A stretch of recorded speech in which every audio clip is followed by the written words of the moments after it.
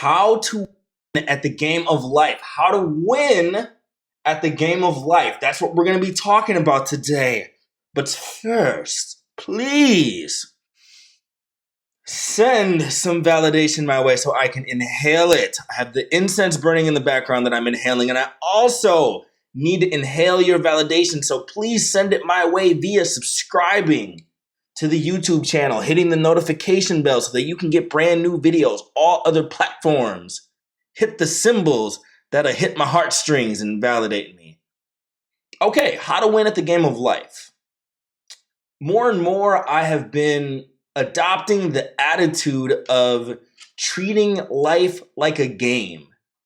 And when you treat life like a game, you almost kind of take things less seriously because you want to do well in life, but then you also understand that not everything is under your control.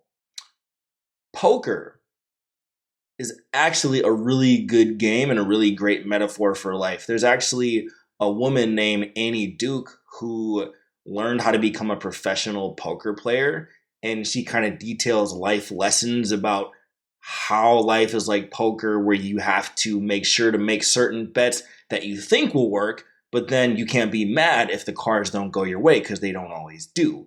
And then at the same time, sometimes you have to learn how to be maybe a little bit more overconfident, fake it till you make it when you have bad cards, right? And there's another little poker analogy that I think is very applicable to life that I kind of want to hone in a little bit on today. There's a Kenny Rogers song, any of you Kenny Rogers fans out there, and the chorus in the song is, you gotta know when to hold them, and you gotta know when to fold them, right? So holding the cards is when you're gonna play the hand, make your bet, and folding them is when you're like, all right, man, you win this round.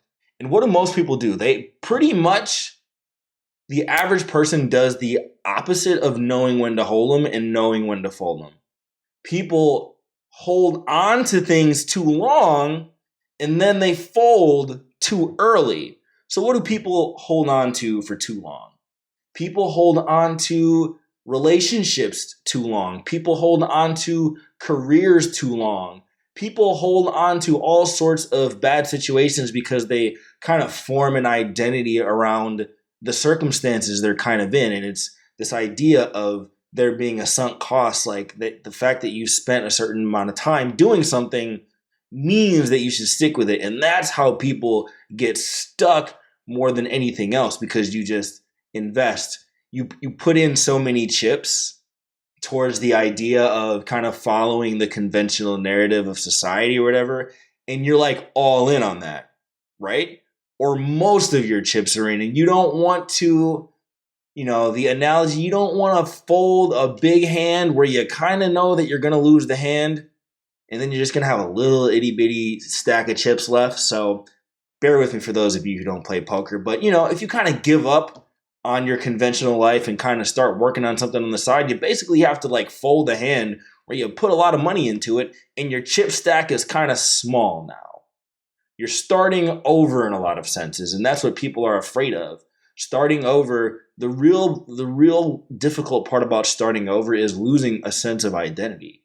As human beings, we have a very strong need to, whether it's good or not, hold on to this core identity that we have. And in my book, that I always promote, You 2.0, I talk about the fact that you have to kill your old identity and form a new one. And you're going to go through grief processes similar to a death when you're reconstructing the identity. But that's how you win the game. That's how you can take that new chip stack in the game of life and keep betting until it grows. And then on the opposite end, you got to know when to hold them. If people quit too early. People quit way too early on basically almost everything. It's really weird. We hold on to things we know we shouldn't hold on to for way too long, and then we quit way too early. People are always looking for benchmarks and things like that, which I don't necessarily love to give. But let's say you're trying something new. You really should give it 24 months, like a couple of years before you fold. So let's say you want to start a business, like you want to start some e-commerce store or something.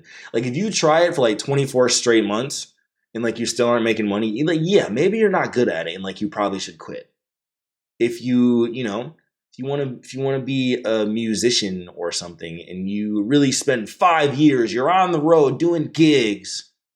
Even some people take longer than that. Some people take multiple decades before they pull off music careers. But if you want to be pragmatic about it, if you spend 5 years on the road, you still haven't got a deal, you still haven't gotten the big fan base, all right, maybe you should go get a regular job. And those are the things that people don't understand. Like, it's not as if you have to like go into bankruptcy to achieve some dream, where you can't always just like go back and get a regular job or do something on the side where you're never relying on it until it works anyways. So you got to know when to hold them. And it's just this analogy of just having that poker face towards life, faking it till you make it a little bit. Like, sometimes you don't know what you're doing right away. When I started writing, I didn't necessarily know what I was doing right away. I didn't have any reason to call myself an expert. So really, I just was reading a lot. And at first I was kind of like, regurgitating the things I heard a little bit. But then I started to like make improvements in my own life and like started weaving those stories in until it became authentic. And so I was playing a bad hand in the beginning, but I got the audience to fold, to believe in me a little bit. And it's not even like being fake. It's just like you're trying to get one step ahead and you're playing your cards right. More poker analogies. Sometimes you don't get the best hand. But you can also get a really good hand and lose to a better player. That's why you always notice poker is a game of chance. Life has many chance variables in it. But most people don't continue to luckily win the World Series of poker.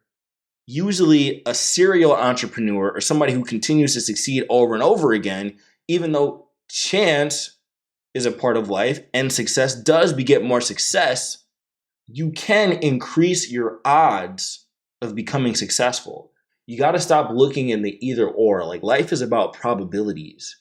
You have a certain set of probabilities that you were given based on your DNA, based on where you grew up, who your parents were, what kind of connections you have to start with, little moments and decisions.